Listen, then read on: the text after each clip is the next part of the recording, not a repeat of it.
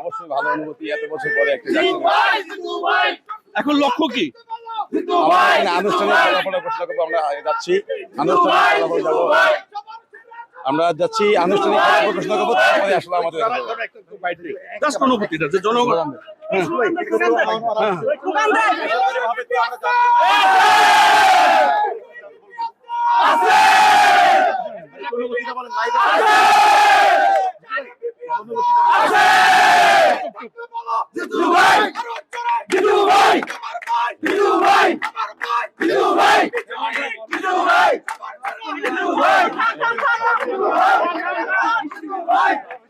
দশম জাকসু নির্বাচনের আসলে আমাদের আনুষ্ঠানিক যে ফলাফল সেটি ঘোষণা করা হবে একটু পরে।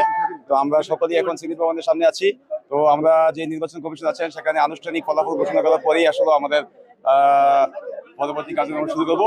আর এত বছর পরে একটি নির্বাচন, 33 বছর পরে, সেখানে আসলে শিক্ষার্থীরা আমার উপর যে আস্থা রেখেছে এবং আমাকে যে বিপুল ভোটে বিজয়ী করেছে, এর জন্য আমি আমার জাহাঙ্গীরনগর বিশ্ববিদ্যালয়ের শিক্ষার্থী, শ্রদ্ধ শিক্ষক, কর্মকর্তা, কর্মচারী সহ সকল স্টেক যারা আছেন সকলের কাছে আমি আন্তরিকভাবে কৃতজ্ঞ। তারা আসলে আমাকে যেই ভালোবেসে যে দায়িত্ব দিয়েছেন, আমি আমার জীবনের শেষ রক্তবিন্দু দিয়ে হলেও তাদের সেই দায়িত্ব পালন করার জন্য আমি সর্বোচ্চ চেষ্টা করে যাবো ইনশাল্লাহ।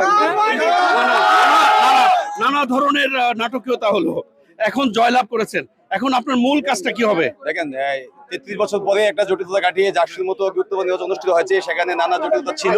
তো আমার প্রথম কাজ হবে মূলত জাহাঙ্গীরনগর বিশ্ববিদ্যালয়ের শিক্ষার্থীদের জন্য, জাহাঙ্গীরনগর বিশ্ববিদ্যালয়ের জন্য নিজেকে আসলে উৎসর্গ করা।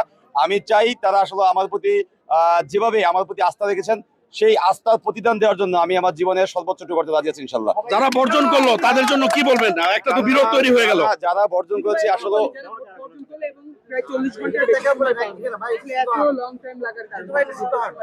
আসলে যারা ভোট বর্জন করেছে, আমি মনে করি তারা আসলে এই সময় এসে যে আমরা যেখানে দীর্ঘদিন ভোটের অধিকার ফিরে পাওয়ার জন্য ভোটের মাধ্যমে আসলে আমাদের শিক্ষার্থী প্রতিনিধি নির্বাচনের জন্য এত সংগ্রাম আমরা করেছি, সেখানে নির্বাচনের আগ মুহূর্তে এসে যারা ভোট বর্জন করছে, তারা আমি মনে করি যে তারা গণতন্ত্রের বিরুদ্ধে গিয়ে কাজ করেছে। এবং আমি বিশ্বাস করি তারা আসলে নির্বাচনে যে বড় হচ্ছে, বড় হওয়ার সম্ভাবনা ছিল, সেগুলো আসলে সেই ভয়েই কিন্তু তারা নির্বাচন থেকে সরে দাঁড়িয়েছে।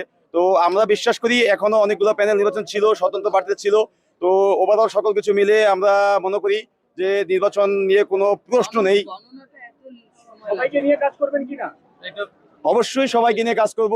জাকসুতে আমরা নির্বাচিত হয়েছি, সেখানে তো এককভাবে কোনো কিছু সম্ভব নয়। তো আমাদের প্রথম কাজ থাকবো সকল দল, সকল মতের মানুষকে নিয়ে একটা ইনক্লুসিভ জাহাঙ্গীরনগর বিশ্ববিদ্যালয় গড়ে তোলা। তো সেখানে অবশ্যই সকলের মতামতকে গুরুত্ব দিয়ে কাজ করার চেষ্টা করবো। আর ভোটের ফলাফল পেতে আসলে আমাদের অনেক সময় চলে গেছে, প্রায় 40 ঘন্টা চলে গেছে। তো যেহেতু আমাদের যেই ব্যালট পেপারটি যেভাবে নির্মিত করা হয়েছে বা যেভাবে তৈরি করা হয়েছে, সেটা কিন্তু